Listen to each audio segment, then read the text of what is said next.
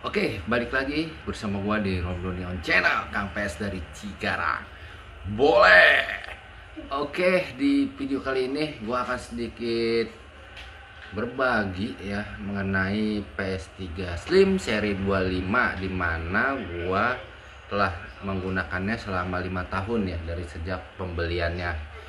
Oke, nah di sini baru rusak ya teman-teman. Nah, rusaknya juga tidak terlalu parah ya, masih bisa kita antisipasi dengan menggunakan kabel komponen ataupun PS2 to HDMI.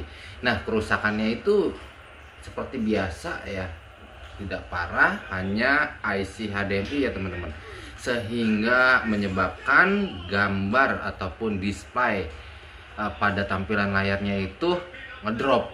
Nah, awalnya tuh tidak sampai parah ya, sampai no signal. Nah, awalnya itu semakin menurun ya, dari 1080 ke 720 lalu ke 480. Bahkan akhirnya sudah sampai tahap yang paling parah ya, yaitu tidak ada signal ya. Walaupun sudah gua ganti berbagai kabel HDMI ya teman-teman. Namun tetap tidak bisa ya, masih no signal.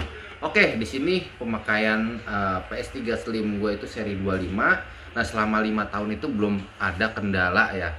Jadi terkendalanya kerusakannya itu hanya IC HDMI. Nah, kerusakan itu teman-teman tidak usah khawatir ya, karena kerusakan kalau menurut gua itu kerusakan yang sangat ringan dan kita bisa antisipasinya tanpa servis ya. Kita bisa menggunakan alternatif, menggunakan kabel PS2 to HDMI ataupun kabel komponen. Nah, gue menyarankan untuk teman-teman menggunakan kabel komponen ya. Nah, itu juga harus support pada TV-nya ya teman-teman. Jadi kalau misalkan teman-teman TV-nya tidak support ya, berarti teman-teman bisa menggunakan konverter seperti PS2 to HDMI ya. Jadi seperti itu.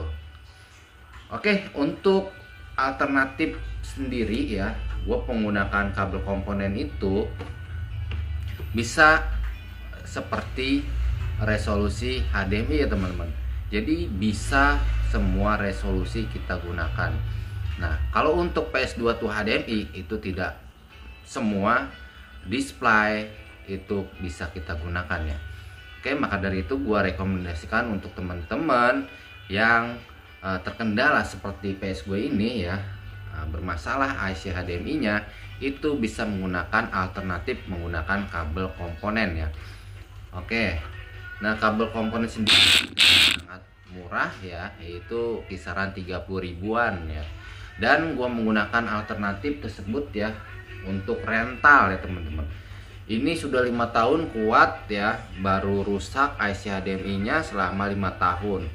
Ya, maka dari itu di rental gue itu kebanyakan seri 25 ya teman-teman. Oke, nah ini baru awal ya yang rusak. Tapi kalau untuk yang seumuran 5 tahun ini ya belum ada kendala ya. Paling hanya turun resolusi aja ya. Jadi nggak bisa full HD ya. Paling mentoknya tuh di 720. Teman-teman yang ingin melihat alternatif sebagai pengganti kabel HDMI, dan gua akan sertakan link video tutorialnya di deskripsi ya untuk penggunaan kabel komponen. Oke, semoga video ini bermanfaat untuk kalian. Jangan lupa subscribe, like, komen, dan share-nya. Sampai ketemu lagi di next video berikutnya. And see you, bye bye. Boleh.